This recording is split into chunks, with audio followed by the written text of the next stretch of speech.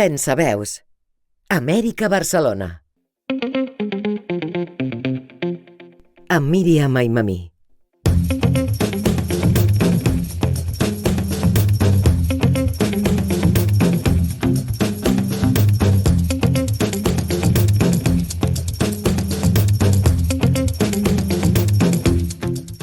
El futbol és molt més que un esport o un espectacle d'entreteniment global. S'ha convertit en un reflex de les dinàmiques socials, polítiques i culturals de la nostra societat. Al llarg de la història, aquest fenomen ha servit com a espai d'identitat col·lectiva, expressió del nacionalisme i representació de les diferències econòmiques i socials entre diferents grups. A més, el seu impacte transcendeix als terrenys del joc, influint en àmbits com la política, l'economia i els mitjans de comunicació. Comprendre el futbol des d'aquesta perspectiva permet analitzar com un joc capaç de mobilitzar milions de persones també funciona com un mirall de les tensions, els valors i les transformacions del món contemporani. Benvinguts i benvingudes a Pensaveus Compartides. És un plaer ser-hi amb vosaltres amb el nostre programa. Com sempre, comptem amb el nostre amic i col·laborador, en Leonardo Alvarado, amb qui compartim una oportunitat més per descobrir nous temes en cada conversa. Leonardo, ¿cómo va todo? Todo bien, afortunadamente. Un saludo a quienes nos ven y nos escuchan. Es un placer estar nuevamente con nuestra audiencia. Hoy vamos a hablar de un tema que va mucho más allá de un simple juego. El fútbol, porque más que un deporte o un espectáculo, es el reflejo de tensiones políticas y dinámicas sociales. I aquí hem convidat aquest divendres per parlar de futbol i política. Hoy invitamos a un buen amigo y colaborador de Rap Radio México, el escritor, investigador y guionista Juan Carlos Cabrera Pons. Endavant, Leonardo, amb el nostre convidat, sisplau. Juan Carlos Cabrera estudió licenciatura en Literatura y Ciencias del Lenguaje en la Universidad del Claustro de Sor Juana. Hizo su maestría en Estudios Culturales, Estudios Socioculturales del Lenguaje en la Universidad Autónoma de Chiapas. Es doctor en Literatura Comparada por la Universidad de Massachusetts. Realizó un diplomado para profesores de español como lengua extranjera en la UNAM. Fue becario del Programa de Estímulos para Creación y Desarrollo Artístico que otorga el Coneculta de Chiapas en 2010 y del Programa Jóvenes Creadores del FONCA en el periodo 2015-2016. Fue profesor del taller de escritura creativa en el Centro Especializado para Adolescentes Villa Crisol en 2013. Fue locutor y guionista del programa radiofónico La Pena Máxima para Ibero Radio en Puebla. En 2017 fue seleccionado como uno de los poetas jóvenes de América Latina invitados al Festival Internacional de la Poésie de Trois-Rivières en Quebec, Canadá. Ha publicado los poemarios Cuatro piezas danesas del Fondo Editorial del Ayuntamiento de Mérida 2008 y póstumos Los libros del perro 2021. El 3 de diciembre de 2025 presentó su más reciente libro de poesía, Costumbres Salvajes. Es guionista de la serie Contrincantes de Canal 11 de la televisión mexicana. L'entrevista. Pensaveus compartides. Rap Radio. Bienvenido, Juan Carlos, nuevamente a Rap Radio México. Siempre es un placer y un privilegio tenerte con nosotros. Gracias, Miriam, y el placer, el privilegio es absolutamente mío. Es verdaderamente un gusto estar aquí con ustedes. Pues hablemos para empezar de esta nueva serie de Canal 11, Contrincantes, en la que estás colaborando y participando como guionista. Y es, bueno, una serie que explora algunas de las rivalidades más intensas del fútbol, pero quizás no dentro de la cancha, sino desde una mirada más bien histórica, política y social también. ¿Cómo es que surge la idea de una serie de este tipo? Lo defines muy bien, Miriam. La idea es utilizar el pretexto del Mundial para hablar de algo que ocurre, de cosas que ocurren no solo en la cancha, sino también más allá, ¿no? En estas dos dimensiones. Estas dos dimensiones que podríamos llamar la deportiva y la geopolítica, por ponerles un nombre que no alcanza a englobar todos los significados que tienen, ¿no?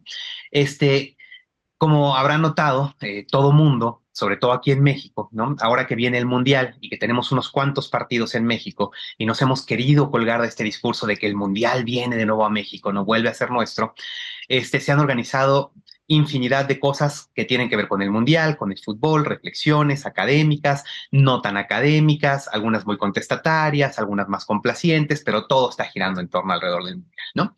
Y bueno, Canal 11 se une a esta serie de discursos con esta serie que se llama Contrincantes, ¿no? Pero con este otro elemento extra, ¿no? Que le da un poco de un sabor distinto, sobre todo cómo se viene manejando la idea del mundial en los medios, que es muy la celebración del evento, realmente el evento televisado más grande, más importante del mundo, ¿no? Este otro elemento tiene que ver con la discusión histórica y geopolítica. Entonces es un buen pretexto, me parece, ver cómo se llevan ciertas rivalidades en la cancha, rivalidades acérrimas, ¿no? Entre equipos y aficiones, en las que no solo hay rivalidad, sino hay hasta odio a veces, ¿no? Revancha, estas cosas que ve uno y que a veces las quiere, digamos, hablar de ellas como el colorido del fútbol, cómo se relacionan con otras rivalidades que están afuera y que tienen que ver con complicaciones diplomáticas, conflictos bélicos, sobre todo, ¿no? Y es muy interesante porque en la afición y seguramente también en los jugadores y muy probablemente también en las autoridades, aunque tienen que guardar más la compostura, todo esto que ocurre fuera de la cancha influye a la hora, ¿no? De empezar un partido, ¿no? Y lo que ocurre en el partido también de alguna manera ingiere en estas relaciones geopolíticas que parecían estar afuera de la cancha. Entonces, la idea es explorar esto históricamente y un poco crear un poco anticipación y colgarnos también de la anticipación por el Mundial. ¿Y cómo fue el proceso por ejemplo, de seleccionar los partidos? Porque son cinco capítulos y en cada capítulo tienes una de estas rivalidades, ¿no? Sí. ¿Cómo fue que las seleccionaron? ¿Qué fue lo que les animó más a hablar de estos temas algunos tan álgidos como el de Inglaterra y Argentina, ¿no? Por ejemplo. Claro. La idea fue buscar qué partidos, ¿no? Nos daban como para hablar más, ¿no? Sobre todo pensando que hubiera un partido histórico que representara esta rivalidad, y que hubiera un evento sociopolítico importante o una serie de eventos sociopolíticos importantes. Esto fue un proceso largo. Cuando yo me incorporo, porque yo me incorporo como guionista, ya estas decisiones habían estado tomadas, ya se sabía qué episodios iban a realizarse, cuáles iban a ser los personajes que iban a hablar o a los que les íbamos a intentar dar voz en estos episodios y qué conflictos queríamos reflejar. Entonces fue un proceso de investigación muy quisquilloso, teniendo además que reducirlo a 5 episodios, ¿no? Que siempre es difícil porque da para muchísimo más, ¿no? Y bueno, se fue decidiendo, se quiso pensar en individuos y en colectivos, ¿no? Entonces, la idea era reflejar 2 naciones, porque el mundial que hace que se exacerben los nacionalismos nos permite esta perspectiva, ¿no? Y también verlo representado en individuos, ¿no? Tú estás hablando, por ejemplo, de Maradona, ¿no? Y la idea de emparentar a Maradona con Lineker desde el otro lado en la cancha, dentro de la cancha, ¿no? Y hablar ya de el conflicto de las Malvinas y otra serie de conflictos que van surgiendo a raíz de esto, ¿no? Entonces se buscó los países, se buscaron los individuos, se buscó que se vieran reflejados en la cancha, que hubiera un partido histórico, ¿no? Muy importante en la historia del fútbol, que pudiera representar o reflejar estas dinámicas, y pues se seleccionaron estos 5, ¿no? Que son Italia, Alemania, Argentina, Inglaterra, España, Marruecos, y Estados Unidos, México, que va a ser el capítulo de cierre, quizá uno de los más interesantes. ¿Y qué es lo que busca, digamos, despertar, perdón, contrincantes en la audiencia? Yo creo que varias cosas. Quizá la parte más inmediata y quizá la menos importante, pero aún así juega un rol, es crear estas emociones, ¿no? Levantar emociones para ahora que viene un mundial. Pero también nos interesa mucho explorar una reflexión acerca de cómo el fútbol puede entenderse, no solo como escenario en el que se lleva a cabo lo político, ni como reflejo de lo político, sino como una parte que constituye lo político también, ¿no? Un poco también la idea es cuestionarnos esta idea de los nacionalismos, ¿no? Explorando cómo se ven reflejados en eventos, en personas y en partidos de fútbol, y un poco también ir cuestionando, ¿no? Ir derribando estas barreras que parecen dividirnos, ¿no? También queremos explorar la historia, ¿no? Ese es un programa histórico, Y queremos presentar una perspectiva crítica, sin que deje de ser un programa que trata de apelar a un público, a una audiencia muy amplia, ¿no? Por eso entre nosotros, nuestros entrevistados tenemos comentaristas, narradores de fútbol, exjugadores de fútbol, pero también académicos de la UNAM, del Instituto Mora, y de otras instituciones que participan para ir contextualizando esta parte histórica, ¿no? Y en estas, digamos, por verlo así, como dos perspectivas, ¿no? La que es como muy deportiva y la que es como muy académica, ir encontrando los enlaces entre estas dos cosas, ¿no? Sobre todo para pensar el Mundial como algo que va más allá de la cancha, ¿no? La misma organización del Mundial, todo lo que implica, ¿no? No verlo nada más como la fiesta del fútbol, ¿no?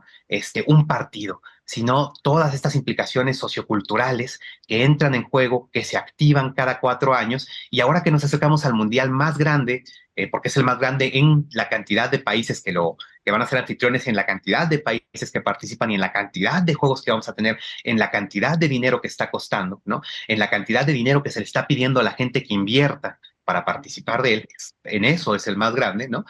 Me parece un escenario perfecto para pensarlo. Y además que México forma parte de todo esto. Por supuesto.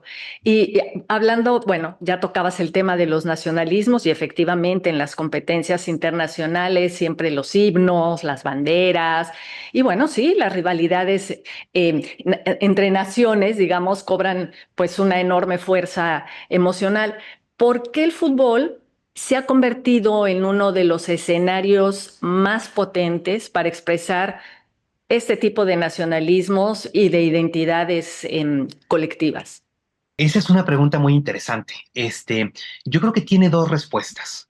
Una que tiene que ver con la historia misma del fútbol, cómo se va gestando, cómo se convierte en un gusto, una pasión tan internacional, ¿no? Y la otra que tiene que ver con los medios y cómo se le puede sacar provecho. Los medios, las instituciones, la FIFA, ¿no? Cómo pueden empezar a generar ingresos al despertar estas pasiones, ¿no? El fútbol es muy popular, por muchos motivos. Yo creo que no hay una respuesta clara a esto, pero tiene que ver definitivamente con el hecho de que es un deporte muy sencillo de jugar. Excepto la regla del fuera de juego, que es la única compleja, dos personas, incluso una, pero dos personas si pueden y más, con una pelota o algo que haga las veces de pelota, cuantos que éramos niños no jugamos con una botella aplastada, ¿no? Puedes estar jugando fútbol, ¿no? Y yo siempre insisto que hay que reconocer que estas son también formas de fútbol, no solo el fútbol profesional de élite, ¿no? Estas también son formas de fútbol. Y eso lo hace muy popular, no necesitas más equipo, no necesitas protegerte, no necesitas guantes, bates, palos, con que tengas eso ya lo hiciste, ¿no? Creo que eso lo ha hecho muy popular. Es muy sencillo para dos niños empezar a jugar fútbol, ¿no? El fútbol además empezó a convertir muy pronto en su historia en un deporte muy ad hoc, digámoslo así, para las clases bajas, para las clases obreras, ¿no? No fue así al principio, era un deporte de élite para las clases altas, y en la historia misma del fútbol hay una contradicción muy interesante. Cuando las clases bajas y los obreros, sobre todo en Inglaterra, comienzan a practicar fútbol, empiezan a profesionalizarse. Como son muy buenos, los equipos les empiezan a pagar dinero para jugar, porque si no, tendrían que estar pasando unas jornadas interminables en las fábricas, ¿no? Y hay un momento ahí en el que hay una disputa verdaderamente fuerte entre quienes quieren que el fútbol no se profesionalice, que sea un deporte que se juega por gusto, digamos, pero esas son las clases altas que tienen el tiempo libre para jugarlo, ¿no? Y las clases obreras que necesitan dinero para poder dedicarse plenamente a este deporte, ¿no? ¿Por qué digo que es una contradicción esto? Porque cuando las clases obreras triunfan, entran al fútbol y se profesionaliza el deporte, ¿no? Es cuando empieza a comercializarse y a volverse nuevamente un campo para la especulación y el financiamiento y las grandes empresas, ¿no? Pero bueno, desde entonces sigue ligado a las clases obreras, ¿no? Y en muchos ámbitos, por ejemplo, en la academia, ha cambiado mucho esto en los últimos años, pero históricamente en la academia el fútbol se vio siempre como una cosa muy baja, muy vulgar. No había ni siquiera que voltear a verlo, ¿no? Estas frases como los 20, 22 monos siguiendo una pelota y este tipo de frases que sacaban, ¿no? Y eso lo hace muy popular, porque en el mundo la mayoría somos de clases medias bajas, ¿no? Las clases altas son un porcentaje minúsculo de la población. Entonces eso lo ha hecho muy popular. Y bueno, eso ha permitido que el fútbol crezca en muchísimos países, ¿no? Y por eso se vuelve como un deporte tan internacional, ¿no? También la FIFA organiza competiciones internacionales desde épocas muy tempranas. No solo la FIFA, se empiezan a organizar primero entre equipos, entre asociaciones deportivas de distintos países. La historia entre Argentina y Uruguay es muy rica en este tipo de partidos. Luego ya cuando se empieza a institucionalizar todo, las federaciones van viendo que pueden lucrar también de esto. La Copa América es el torneo internacional más viejo que tenemos, se juega desde hace cientos y cientos de años, ¿no? Y la FIFA ve muy pronto que puede hacer esto, ¿no? Por eso en 1930 se organiza el primer mundial en el que la FIFA le quita el fútbol además a las Olimpiadas, ¿no? Que es como se jugaba un poco antes y se vuelve dueña absoluta del torneo mundial, ¿no? Y bueno, son muy exitosas estas competencias. Y yo creo que ahí es donde se empieza a ver cómo se puede ir generando algo más que solo competencia deportiva. Conforme han ido avanzando los mundiales, podríamos hablar de que los primeros no tienen tanto un cambio tan drástico, no dan tanto un salto, ¿no? Pero definitivamente desde 1970 para acá, sin parar, ¿no? Cada mundial ha sido más grande, ¿no? El 54 es el primero que se televisa, el 70 es el primero que se televisa a color, ¿no? Y desde entonces van creciendo más, empiezan a llamar más equipos, empiezan a participar más personas, lo empieza a ver más gente, se empieza a comercializar mucho, ¿no? En el 98 hay un boom en Francia con la mascota Futix, que empieza a salir en loncheras, llaveros, se vuelve como un souvenir, ¿no? Y entonces se empieza a crear una industria muy, muy grande. Cada vez es más caro realizar un mundial, cada vez es más caro ir a un mundial, cada vez implica más naciones, más patrocinios. Tuvimos nuestro primer mundial de 2 países en 2002 con Corea y Japón. Ahora estamos teniendo el primero con 3. El próximo va a ser el primero con 6 países, ¿no? Porque ya 3 parece que no nos alcanzan. Y esto va creciendo exponencialmente porque se ve que hay mucho dinero ahí. Entonces, al mismo tiempo de que el mundial es muy popular, el fútbol es muy popular como deporte, también se empieza a fomentar muchísimo la idea del mundial en las televisiones, en las industrias, hasta ahora lo vemos muy claramente en México, hasta las industrias de turismo empiezan a lucrar mucho de esto. El mismo diseño de la Ciudad de México, que es donde yo estoy, ¿no? Está cambiando por completo en torno al mundial. Vienen 13 partidos, tampoco es tanto, ¿no? Pero parecía, y bueno, a la Ciudad de México vienen menos de 13, vienen 13 a todo el país, pero pareciera que la ciudad entera tiene que reconfigurarse en torno a esto, ¿no? Eso sí hay que decirlo, si bien todos los mundiales han crecido exponencialmente en todo esto, que tiene un lado muy criticable, pero muy criticable, ¿no? Ha sido un salto descomunal, descomunal. Ha sido algo que no nos esperábamos, yo creo, cuando se anunció. Ni cuando se anunció que eran tantos países, nos esperábamos que fuera a ser tan fuerte el salto de la comercialización de esto. Juan Carlos, ahorita que explicabas esta evolución histórica del Mundial, yo me quedo pensando y tratando de ubicarlo en la serie. El Mundial, más bien el fútbol, tiene como rasgos, no sé tú qué piensas o qué piense Miriam, como rasgos muy evidentes de lucha de clases, ¿no? Y que eso como que se va exportando. Veo el capítulo de España y Marruecos, y es como el sur global contra el norte global, ¿no? Entonces, pareciera que eso fue ¿cómo se dice? Un combustible importante en la popularidad que tuvo el, el fútbol. No digamos, por ejemplo, el Mundial en Argentina en 78 tiene una enorme cantidad de aristas que analizar, pero no sé tú qué piensas. Que definitivamente, ¿no? Desde los orígenes del fútbol asociación institucionalizado, ¿no? Tenemos esta lucha de clases entre los grupos de los equipos aristócratas y los equipos proletarios, por decirles así, ¿no? Creo que esto se ha visto reflejado también a nivel nacional, ¿no?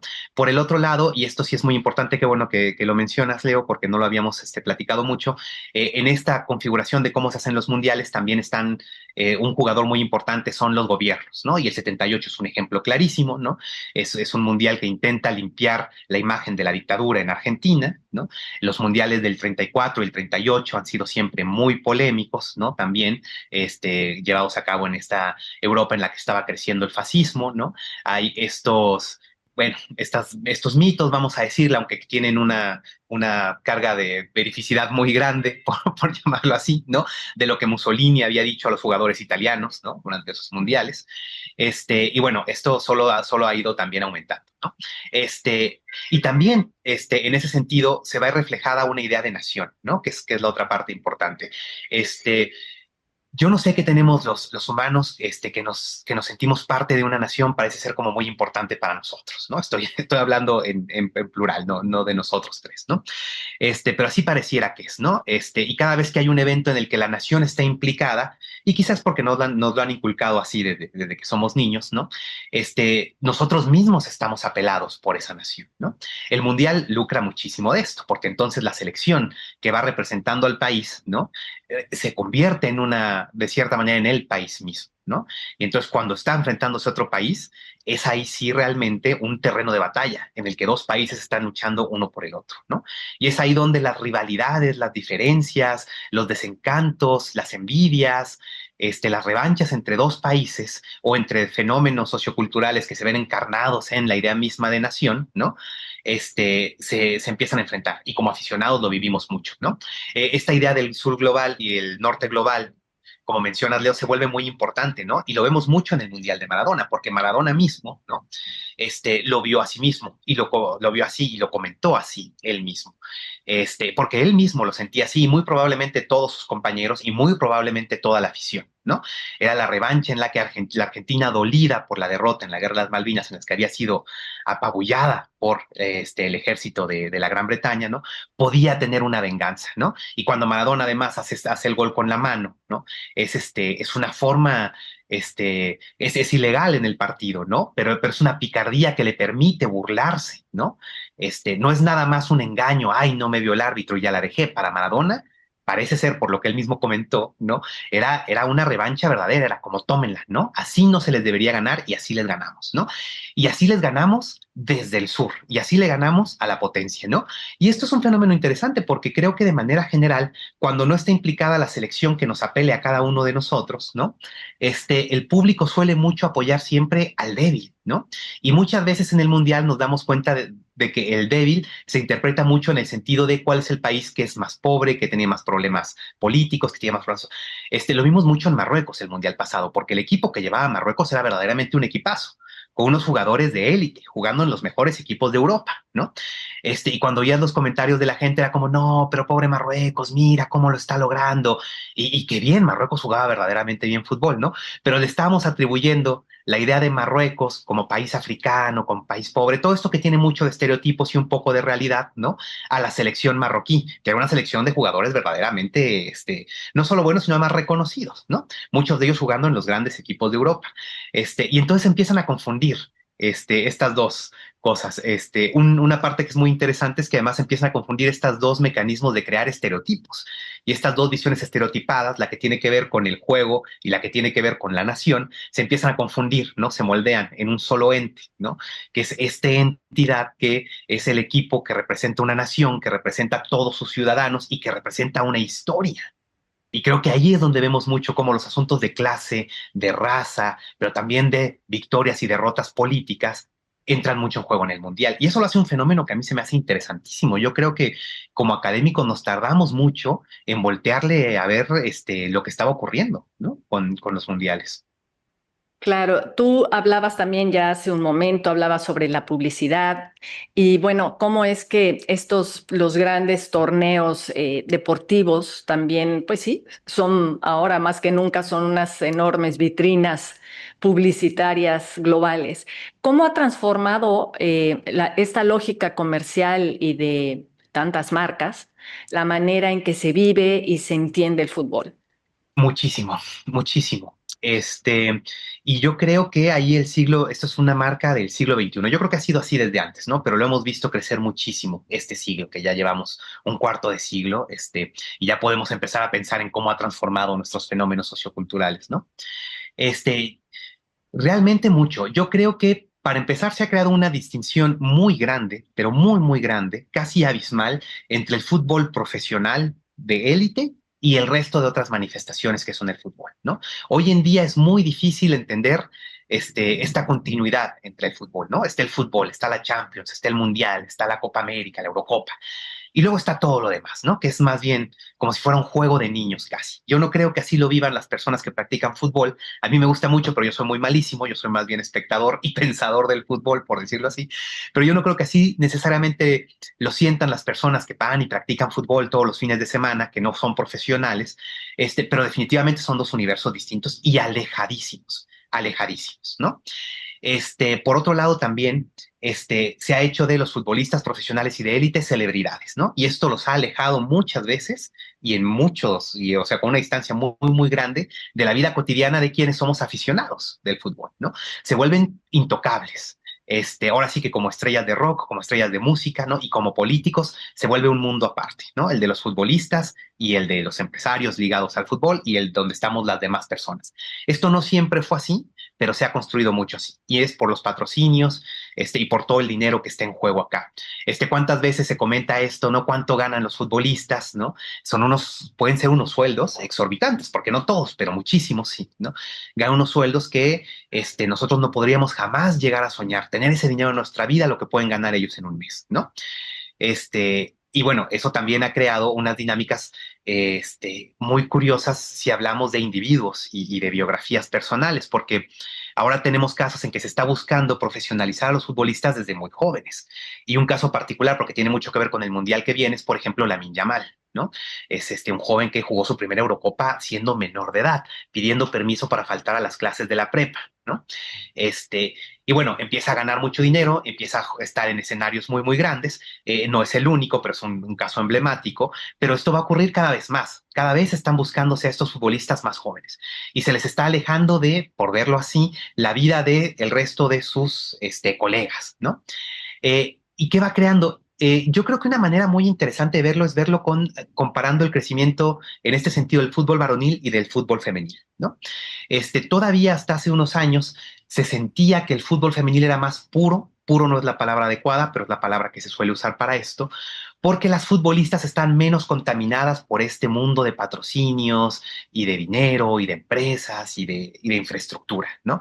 Jugaban un fútbol más cercano a una idea pulcra del fútbol. En cambio, el fútbol varonil desde hace décadas y décadas ya está contaminado de todo esto, ¿no? Ya son futbolistas estrellas, futbolistas influencers, para usar una palabra más actual, ¿no?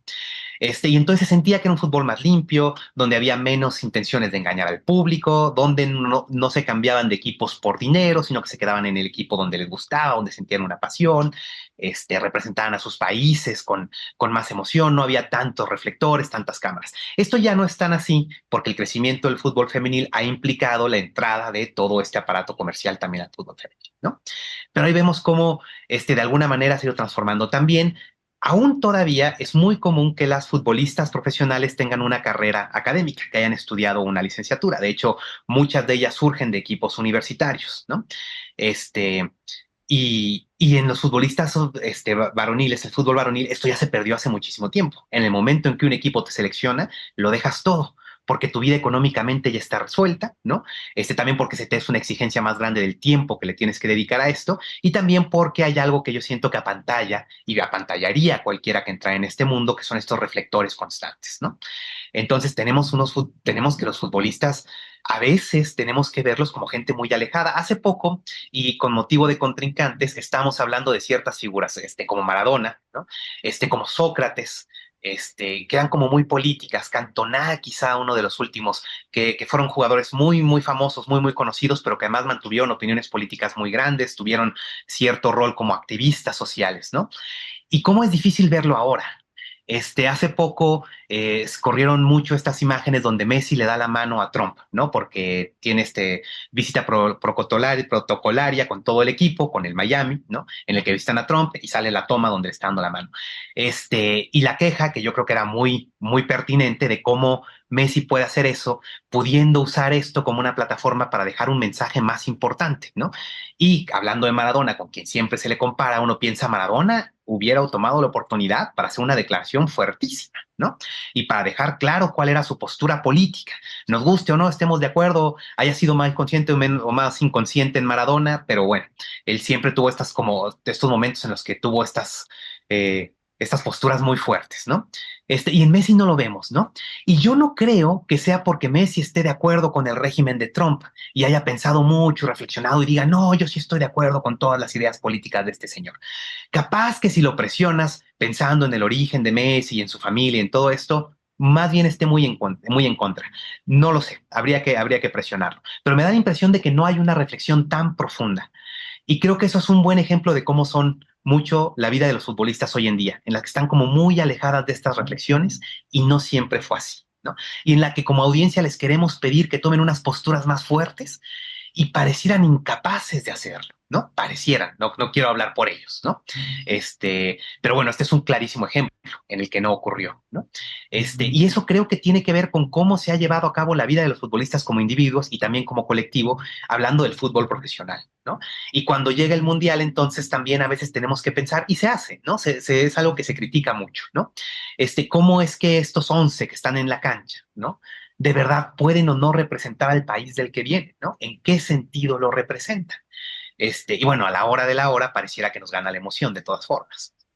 Tocaste un tema, bueno, varios temas francamente álgidos y como para varios programas. Y retomando la pregunta de Miriam, yo quisiera preguntarte, África, ¿no? Ajá.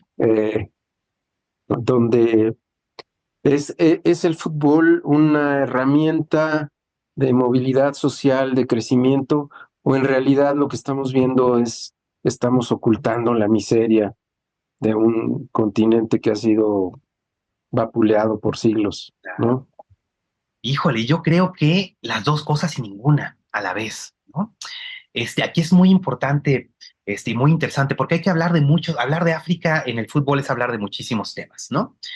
Por un lado, un continente lleno de países muy futboleros, muy verdaderamente muy futboleros, ¿no? En el que además han surgido grandísimos jugadores. Pero además a lo largo de la historia, esto no es reciente, aunque recientemente lo hemos visto mucho. Y este es un tema que es muy puntilloso, pero además lo hemos visto mucho porque también se ha denunciado como una forma de tráfico de personas el llevarse niños de África a Europa pensando ya en formarlos como futbolistas, ¿no?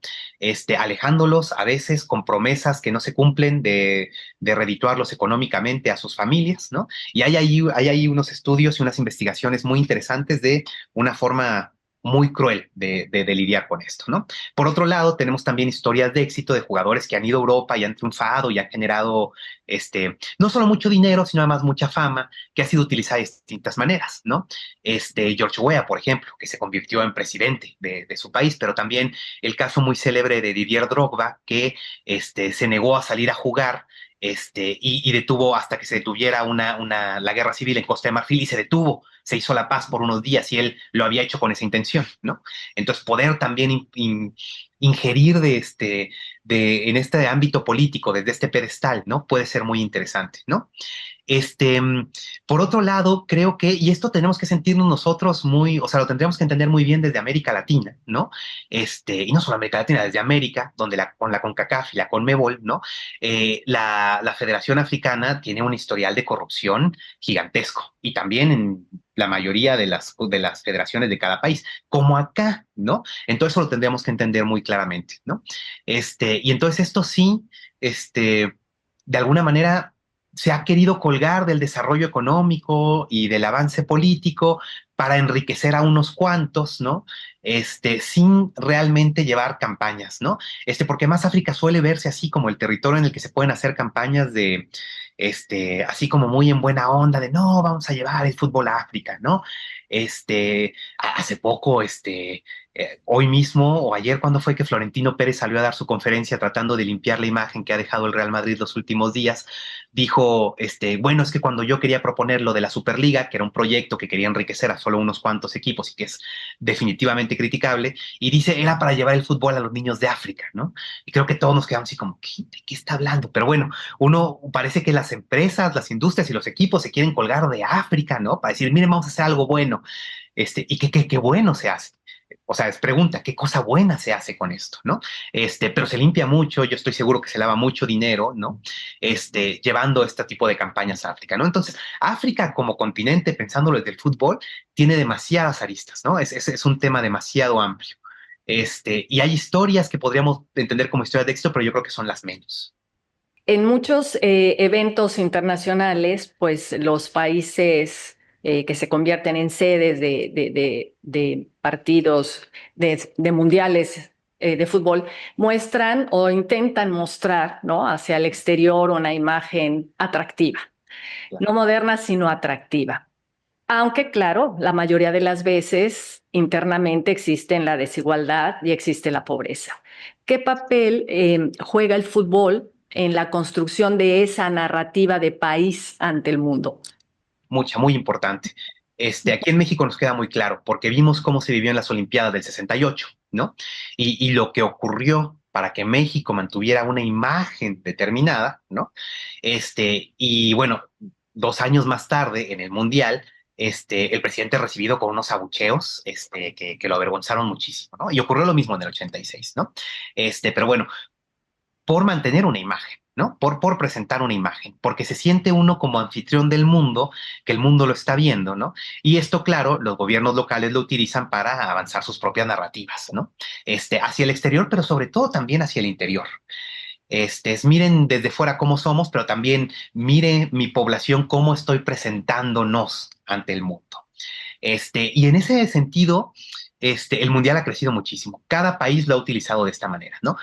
Lo vimos en Qatar, por ejemplo. Todas las denuncias que se hicieron de las condiciones en las que trabajaban los que estaban construyendo los estadios, toda la infraestructura, ¿no? Cuestiones que no eran cercanas a la esclavitud, sino de esclavitud, tal cual, ¿no? Para crear, o sea, todo eso detrás para poner como esta máscara encima de modernidad, pues sobre todo de modernidad, ¿no? De limpieza, de miren qué bonito está todo y cómo salió todo re bien, ¿no? La FIFA no se mete en eso, sobre todo esta nueva administración de la FIFA, porque le conviene también, ¿no? Que se vea como muy bonito. Lo vimos mucho en Rusia, lo vimos mucho en Brasil también, ¿no? Se construyeron estadios como el de Manaus, que se prometió que iba a ser una cosa, que iba a traer una descarga económica gigantesca para la zona, y ahora está ahí como una estructura en la selva que sirve para muy poco, para unos cuantos partidos ahí, no oficiales, ¿no? Que se ha jugado, nada más, ahí quedó abandonado, ¿no? Además que según está hecho con materiales reciclables, se podía desmontar, y bueno, todo esto son como discursos que van saliendo un poco para embellecer esta idea y esta imagen que se quiere construir. Y lo estamos viendo aquí en México. Estoy seguro que lo están viendo en Estados Unidos y Canadá también, pero aquí lo estamos viendo de manera muy, muy evidente, ¿no?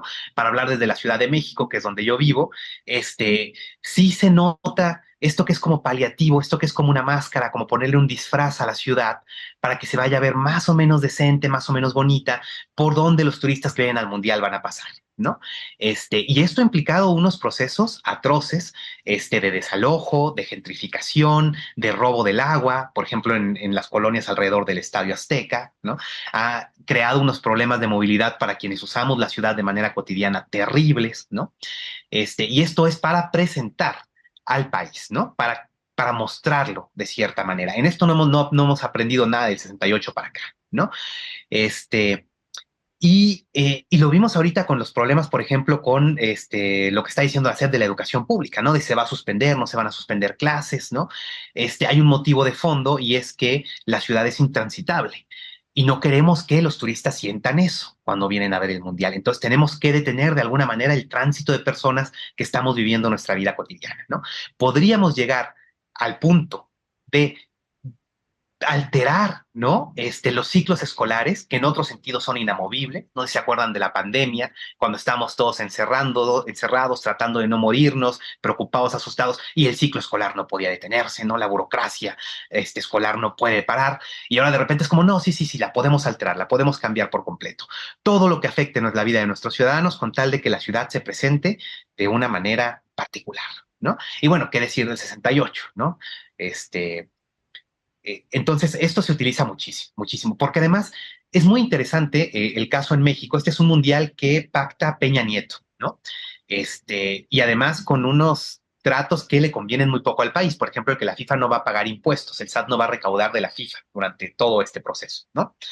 Porque además no era un mundial para México, pero había 3 empresarios que querían que se jugaran partidos en 3 estadios de México, se movieron ahí los hilos, y entonces México tenía que colgarse de esto, ¿no? Y ahora tenemos estos 3 estadios donde va a ser el mundial. Ni siquiera es un mundial que se va a jugar realmente en más lugares de México. Eso también tendríamos que andarlo criticando, ¿no? La manera en que México se colgó de este mundial y quiénes están saliendo realmente beneficiados y quiénes están saliendo de este mundial. Ah, ya me acordé lo que iba a decir, ¿no? Perdón.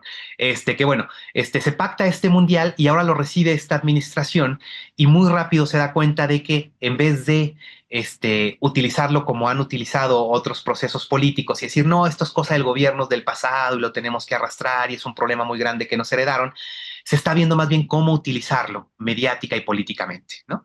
Y entonces se empieza a utilizar de todas estas maneras que hemos venido platicando.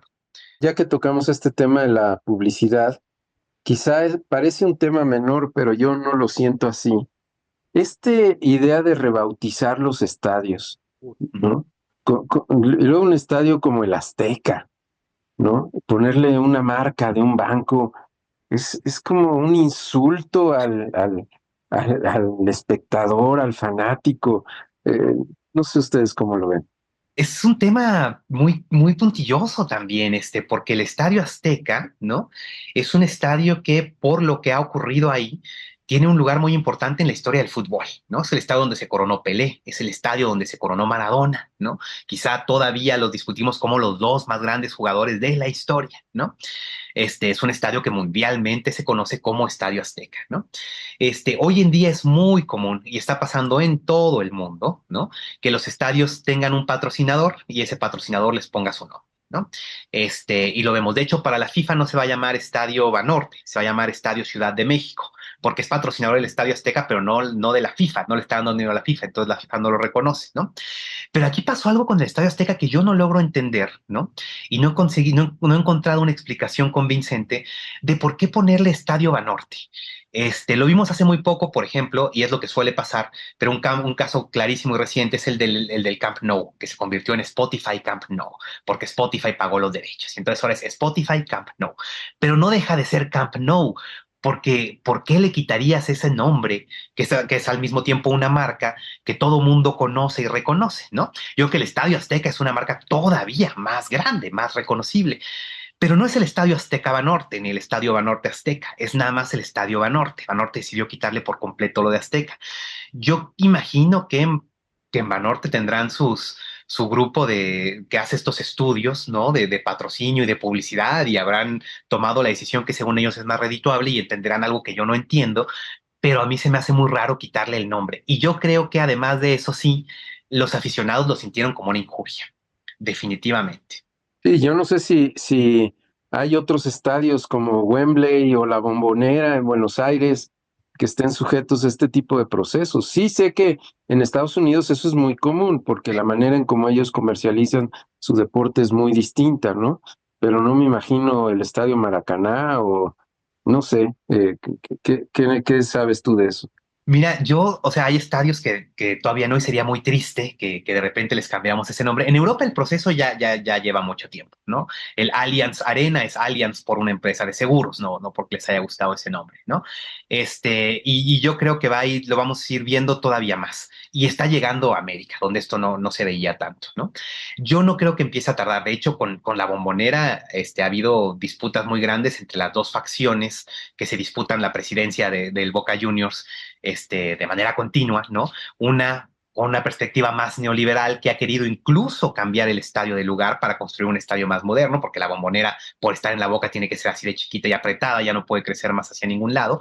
Y otra que ha reconocido que esta Bombonera es histórica, que la gente viaja de todo el mundo para verla, aunque sea de fuera, y que tiene su encanto, que pese a que el Boca Juniors ha crecido muchísimo, todavía, o sea, muchísimo económicamente, ¿no? Todavía se quiera simbólicamente, ¿no? Buscar en estas raíces de equipo de barrio, ¿no? Pero bueno, ahí está esa disputa, ¿no?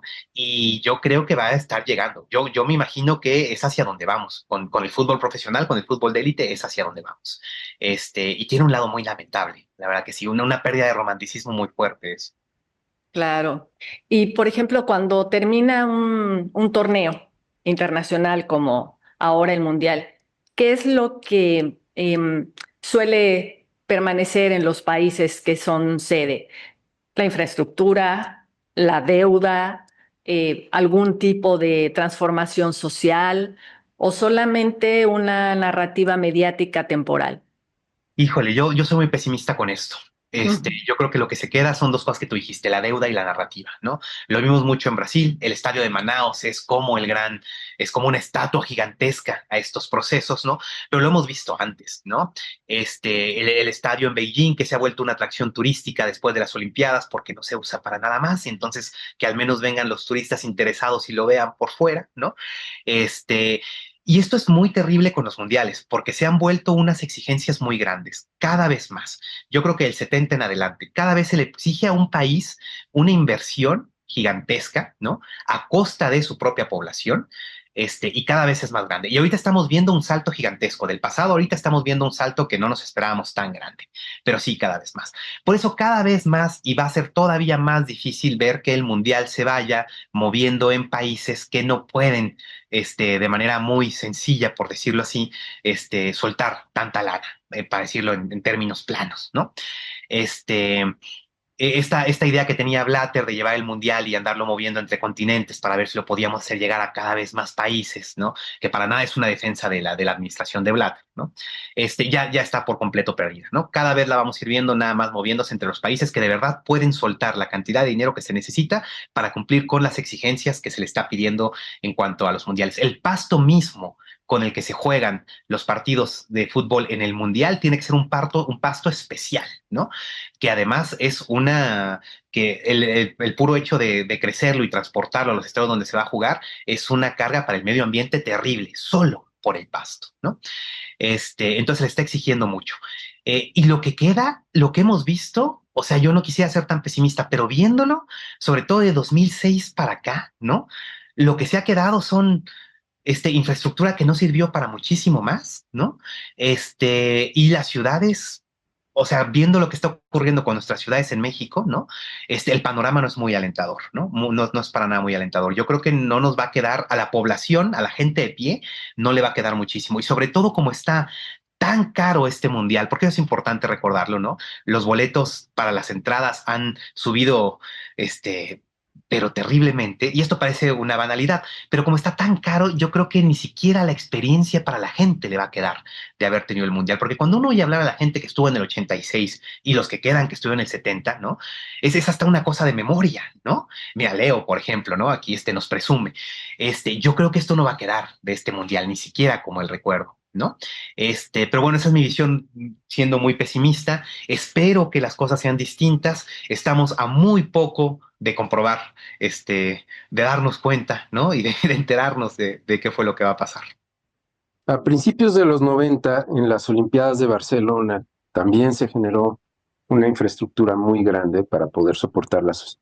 Pero pareciera que el Estado español sí logró aprovechar mucho de estas cosas. Y realmente vimos un surgimiento de figuras deportivas en España muy importante. Surgieron en todas las disciplinas deportistas de alto nivel. Aquí en México, ahora la presidenta Sheinbaum lanzó esta idea del Mundial Social, ¿no? Digo, toda proporción guardada, ¿verdad? Pero ¿será el camino para reconstruir tejidos sociales y lograr que los jóvenes tomen otros derroteros que no habíamos visto en el pasado? ¿Tú qué opinas? Mira, yo creo que se podría pensar en llevar a cabo torneos como este de otra manera, ¿no? Se podrían tratar de configurar de una manera distinta. Habría que reestructurar la manera completa en la que se realizan y habría que confiar en la buena voluntad de los gobiernos para hacerlo, ¿no?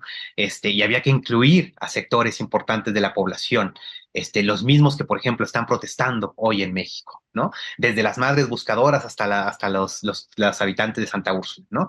Habría que incluirlos. Esto no me parece que se esté llevando de cabo así en este momento y no sé si se pudiera por las mismas presiones que vienen desde la FIFA y desde los capitales extranjeros y desde los empresarios y los patrocinadores, ¿no? Para que el mundial sea sobre todo, ahora sí que un cofre del tesoro para quienes lo están organizando y están controlando el fútbol en este sentido, ¿no?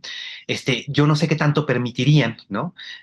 Permitirían perder un poquito para cederle una posibilidad al mundial de ser realmente un mundial social.